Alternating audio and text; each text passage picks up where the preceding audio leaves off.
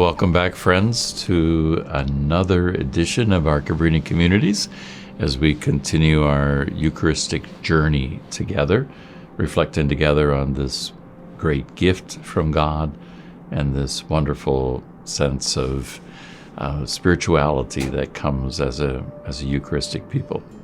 You know, at times, some of you may have experienced this, where we get a critique for not having open communion. Some of our brothers and sisters in non-Catholic churches have open communion, and they expect people to have open communion in the Catholic Church as well, and we don't.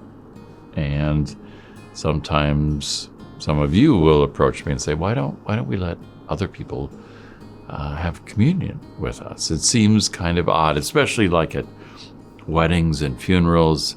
It's like inviting people to a supper, but not letting a certain number of them eat.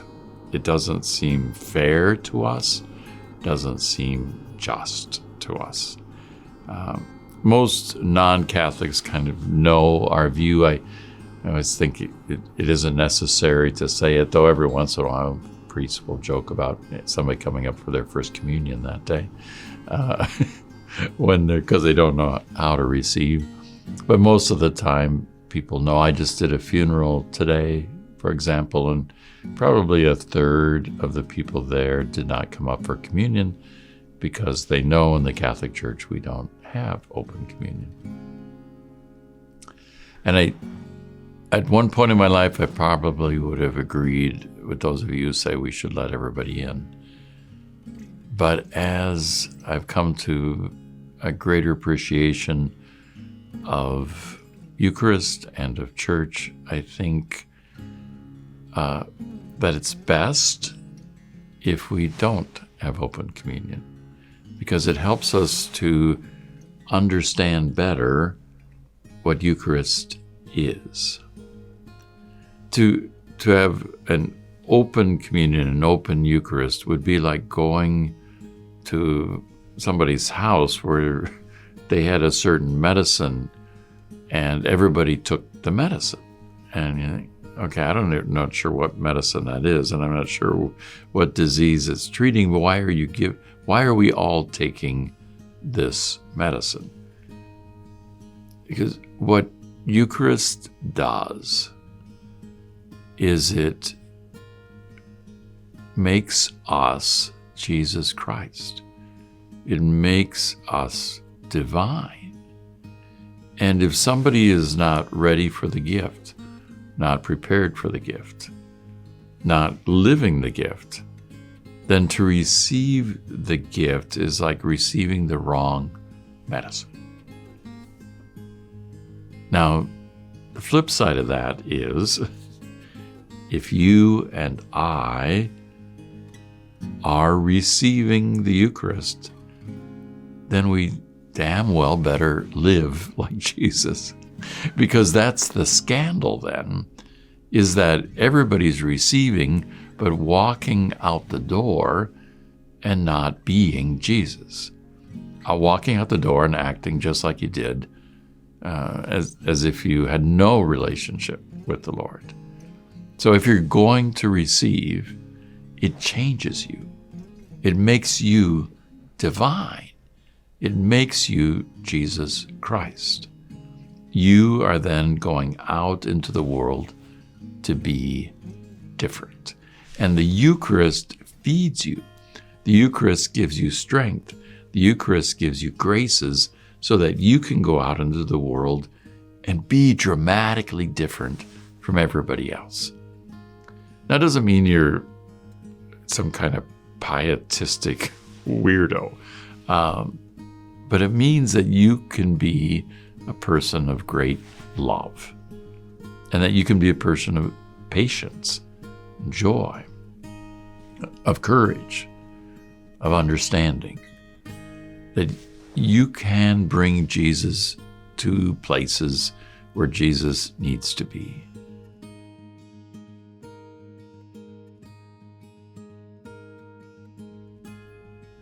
For me, partly go and do what I do, just live life, but live it in a very intentional way.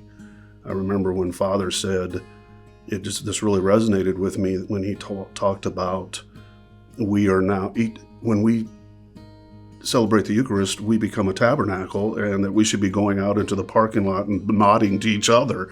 And that's really, I've kept that in my heart, because as we leave, then we have a mission, and so what that means to me is go and be as Christ-like as possible. Live your life as Jesus is asking you to live it. So, yes, I think, once I've accepted the Eucharist and, have that sense of, the presence of Christ within me, I think it's really important to think about, well, now what?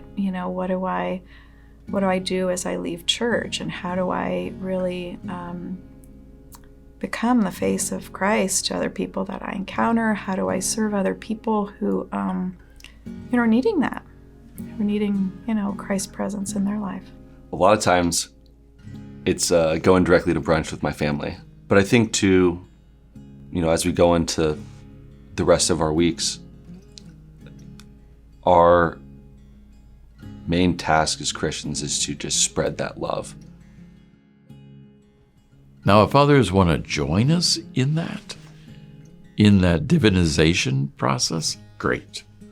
Come and join us.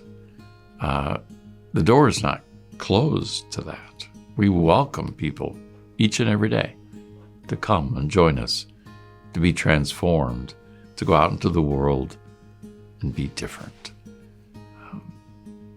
But it's not for everyone. Some people don't appreciate it, don't want it. Fine. Sadly, some Catholics choose not to come and join us at Eucharist.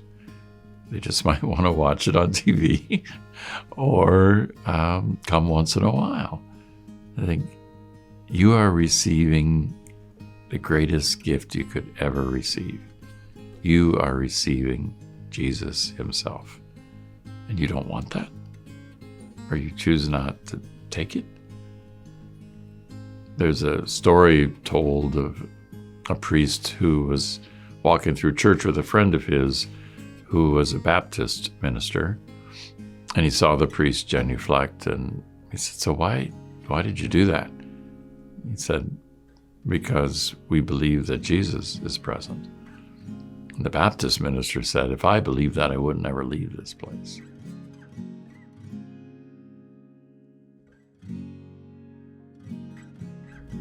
Well, ever since I converted to Catholicism, the Eucharist has been especially important to me. I feel that having the actual presence of Christ right there and being able to take that within me and to have, that spirit inside of me and to be, just inspired and have that, just physically within me to lead me forward has just been really, really special. So I always really, really look forward to having the Eucharist and receiving that on a regular basis. I think it's the priority in my life because that is the weekly instance where we get to encounter Jesus there in a physical form. And as to the importance in my life, it's that opportunity to receive the Eucharist and take it with me out those doors, and then try to find ways throughout the rest of my week where you can kind of live out those actions of Jesus and make his love felt and known, whether that person is a Christian or not a Christian, whether they believe or don't believe. The Eucharist is a priority of my life because I feel like it's the central part of my faith. Anytime I have a chance to celebrate the Eucharist, I feel like I'm joining with him, and then he's asking me to do as he does. So it's very much a central part of my faith. I think we as Catholics sometimes don't appreciate the great gift that's there. I think we would appreciate it more if we would truly be people of service, people who act like Jesus when we go out, because then we know we need it. We need that grace, and we need to be fed so that we have the strength to live it. For some reason, I was blessed as a young seminarian in the Twin Cities with being able to listen with large crowds, three very famous people who truly did that. For some reason, and I don't recall what it was, in the mid-70s in the Twin Cities, Mother Teresa came to visit. Dom Helder Câmara, who was the Bishop of Recife in Brazil and famous for his care for the poor, and Dorothy Day in her later years. They all gave talks, and my spiritual director always invited me to accompany him. He needed help, and so I could join him. In fact, with Dom Helder Câmara, my spiritual director, Father Ralph Coleman, was invited backstage, and so I accompanied him, and he was introduced to Câmara as their local saint, which was very embarrassing for him. But those are three people who truly received Eucharist and then lived a Eucharistic life. I'd like to reflect with you briefly today on a couple reflections from Dorothy Day. If you don't know Dorothy Day's story, I'd encourage you to, there's movies out there and a lot of books. We have some books here in our own library. This is one of her journals, The Duty of Delight, from her diaries. But she wrote a lot because she started out as a journalist, most famously living a pretty wild life with a group of writers on the East Coast. Not a good life, but in the middle of her wildness and writing and typical life of people who write books and are journalists, she felt this deep call to work with the poor, to be with the poor. And in her early days, she describes it as seeing disabled men without arms and legs, blind men, consumptive men, exhausted men, all with the manhood drained from them by industrialism, farmers gaunt and harried with debt, mothers weighed down with children at their skirts, in their arms, in their wombs, children ailing and rickety. All of this long procession of desperate people called to me, she says. Where were the saints to try and change the social order? Not just the minister to the slaves, but to actually do away with slavery. She has these questions in her journals. And during this phase of her life, she recalls a growing restlessness, a sense that the attitude represented too easy a solution and left a kind of lack in her soul. And she recounts the admiration that she had for people who had devout religious practices, Catholics especially, she recounts. She gives an example of the time she spent in her private home when she was taken in by a Catholic family after having spent time in jail for having been in a house of prostitution. Not her, but that's where she was living, and this was a political charge leveled against this hostel that she was staying at. Still, she had this stigma of being arrested for being in that house. But yet this family welcomed her, and cared for her, was kind to her. And she was attracted to their prayer, to their devotion, especially the kindness of one of the daughters in the house, and who became her friend. She says she became acquainted with Catholic terminology, which at first seemed strange to me and even illiterate. To make a mission, to pray for someone's intention, what kind of jargon was this, she says. Could it be true, all that kindness and delicacy with which they treated me that winter?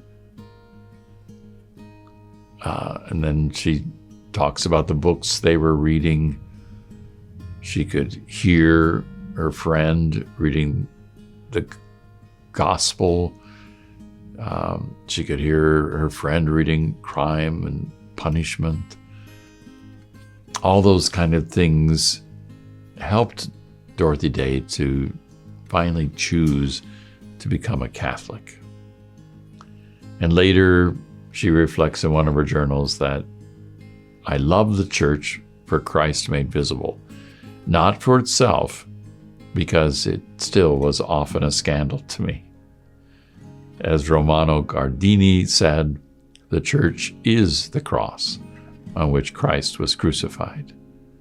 One could not separate Christ from his cross, and one must live in a permanent state of dissatisfaction with the church. As the Gospels relate, you can't rip out the weeds without rooting out the wheat. And with all that knowledge, she says, I have gained through these 21 years of being a Catholic, I could write many a story of priests who were poor, chaste, and obedient, and gave their lives daily for their fellows. But she says she was writing about how she felt at the time of her baptism, and she longed for a synthesis reconciling her body and her soul, this world and the next. She has moments as she went on a hunger march in Washington where she sneaks into a church, and there she offered prayers, a prayer that came with tears, with anguish, that some way would open up for her to use her talents and help her fellow workers for the poor. It's at that time that she has this encounter with Peter Morin, who helps her think, and they start the Catholic Worker Movement. Up until a few years ago, there was a Catholic Worker House in Omaha, the Day House, that fed regular lunches to people. I remember working there over the years. It's no longer open. The neighborhood has the Francis Siena House. A lot of the business people there didn't want them anymore, and so kind of drove them out of there. But here's an important thing.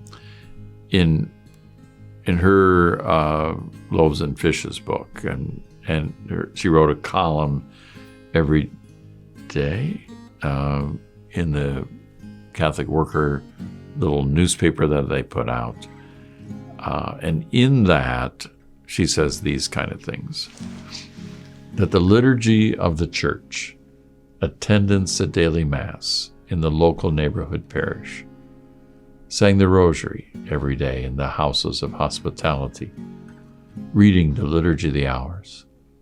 All of that, Dorothy Day said, was a kind of training in the heart. That Eucharist and prayer was training for your encounter with the poor. She says, for everybody who was working in these Catholic worker houses, that the greatest challenge of the day is to bring about a revolution of the heart. Because what she saw that people really needed was somebody who loved them and cared for them. Yes, you could give people a sandwich. You could feed people for the day. You could give them a bed for the night. But that was insufficient if you didn't love them and care for them. She drew a lot on St. Vincent de Paul, who we have here in the parish. We have a Vincent de Paul Society. And Vincent de Paul's writings, too, are very, very powerful in their sense of knowing that the work that we do for the poor, the work that we're doing for Jesus, is always inadequate. And so we almost have to seek forgiveness when we're giving somebody so little, just a sandwich. But we need Jesus' support. We need the Eucharist to be able to handle the rejection sometimes that the poor give us because we're giving them so little. So how important it is to have this training of the heart in Dorothy Day's mind and in Vincent de Paul's mind, that your heart has to be correct. It has to be open. It has to be filled with love.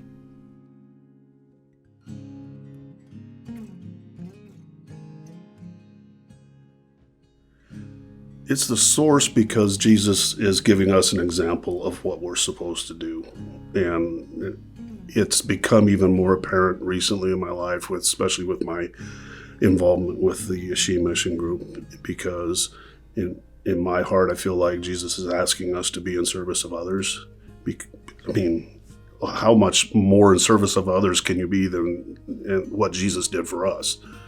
You know, he gave his life for us, and we celebrate that sacrifice every time that we celebrate the Eucharist. And to me, that's a source of what I'm supposed to do. I'm supposed to go out and be in service of others.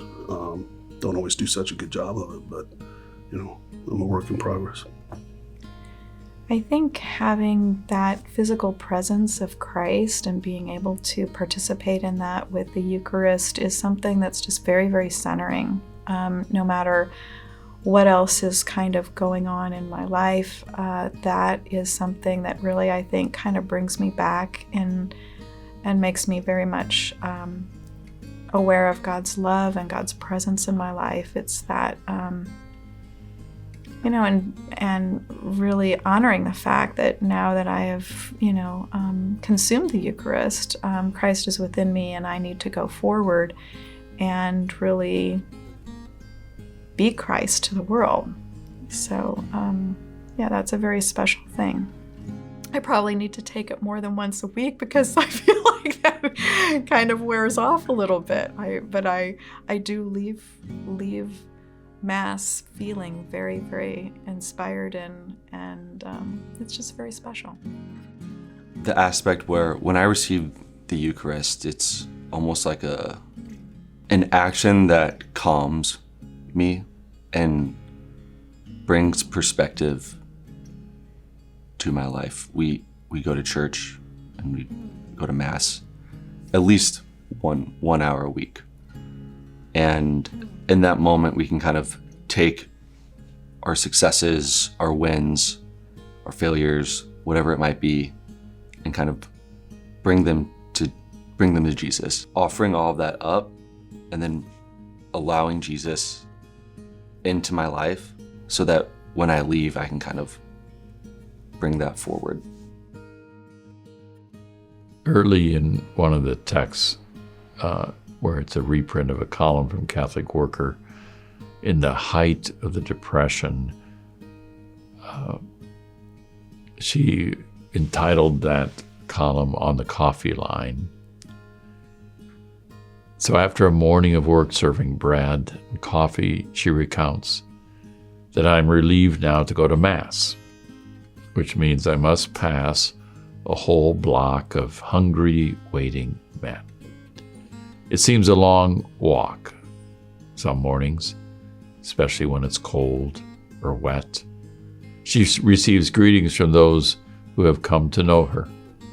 I wish many more would pass them during their long days to give them a chance to share and realize their troubles. Then she walks past the bread line to Mass, not to hurry, not to be indifferent, to extend, as it were, the Eucharist to them, to remember Christ's sacrifice in that line, remembering them as Christ remembered us, by sharing and realizing our troubles. When you see the people asking for money, at the stoplights, don't just roll your window down and hand them money and go on with your life. He said, obviously you have to be careful, and sometimes you're not going to, give people money because you don't think it's safe or, you're whatever. But he says, when you do make the choice to do that, say hello, ask them their name, introduce yourself. Because in their experience, a lot of the homeless haven't heard their name spoken aloud in months or longer. And so I've been trying this. And it's such a powerful experience. It is so simple, but it just makes my heart just... And I usually say this, I say, good morning or whatever, brother, what is your name? They're just like, what the heck? What are you asking me? Exactly. And, I mean, they're not sure they want to give the name, Right. Yeah. But I'm putting my hand out like this. And I'll come over and like his name was Kenny. And real big man, but real meek voice. My name's Kenny. I said, hi, Kenny, glad to meet you. Hand him the whatever and said, God bless you. And it's just, what it does to your heart is amazing. We need to stop looking at the homeless as problems to be solved and look at them as people to be encountered. And that just made the whole difference for me. That reminds me of a reflection Archbishop Lucas had on his trip to Guatemala with us. We always, in our mission trips there with Hashim, we have a medical clinic, and the people in the villages, those high mountain villages, will line up and wait all day to see a doctor. And that night, one of those first nights in the village, after a day like that, we were sharing our reflections on the day, and the Archbishop said that he was greatly struck by their patience, that they were willing to wait all day just for a few minutes with a doctor from the United States. But then with tears in his eyes, the Archbishop said, what comes to me is that that's the way God is. God waits for you and me. That God just sits there waiting for us to have a few moments with us, to encounter us. And that's the way Jesus is in the Eucharist. That Jesus just is waiting there for you, waiting for that encounter that leads to transformation. Sometimes I think it's hard for us to truly get that that's what the Eucharist in the end gives us, is that transformation to service. But if you ever have been to the Holy Thursday celebration in any parish, then you know that what we use as the gospel on Holy Thursday is the gospel from the Last Supper, which in John's gospel doesn't talk about the bread and the wine. John presumes you already know that story. What John talks about at the Last Supper is Jesus' long farewell discourse, where he's telling them how much he loves them and cares for them, and then he washes their feet.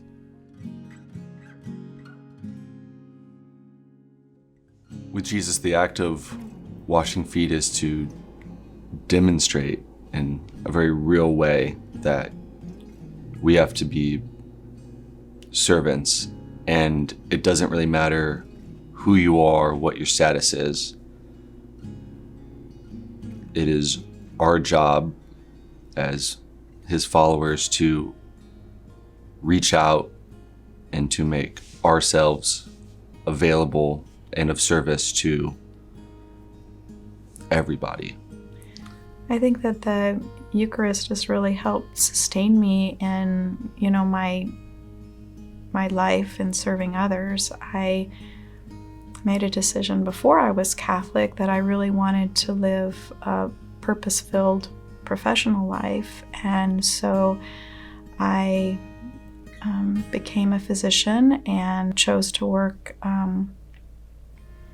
with people who are medically underserved, people who are homeless or uninsured, people who don't speak English or have problems with addiction or with mental health, people who are really marginalized in our society. And I think that that's been a real blessing to me to be able to serve in that way. And I've looked for other ways to serve and use my talents. For example, going to Guatemala and being a part of the Yashim mission group. That kind of professional life where you're serving people who are very needy and who are very who have a lot of problems in their lives can be a heavy burden sometimes. And for me, it's very refreshing and sustaining to be able to receive strength from the Eucharist, to see the example that Christ set for us. Certainly, what he wanted from us, my belief is that, he wanted us to be, feeding the hungry and giving water to the thirsty, clothing those who needed clothing, etc. And his life must have been somewhat overwhelming as well. He had a lot of people who needed to be healed or, to be ministered to. And I think that, just drawing strength from his example and inspiration from him, and also knowing this is the right thing to do. This is what I'm supposed to do. It's just, very sustaining. It's such an act of, it's such a lowly act. I mean, Jesus took himself and he put himself as low as possible to serve, his friends. And to me, that's an example of what we're supposed to do. And I think we lose sight of that a lot because it's me. I shouldn't put this on everybody else, but for me, I get caught up in my own stuff. And so it's a reminder that I do have something that Jesus is asking me to do, and that's to go out and serve others in whatever that form is. I just think that's Jesus saying, look what I'm doing. You need to do this. So if you had only one moment to kind of solidify what you're trying to teach, your one last moment, this is Jesus' last moment. How does he tell them what they're supposed to be like? And he does it by washing their feet. Humble, takes off his cloak, gets down on the ground, and washes their feet. And then he tells them, you have to do the same. I do it for you. Now you do it. Do it for others. So we reenact it usually in some form or another at that Holy Thursday celebration to say very profoundly and clearly, this is what Eucharist is about, folks. We receive Jesus as a gift, we become Jesus, and then we become a gift to others. It's what Jesus told us to do. I did it, now you do it.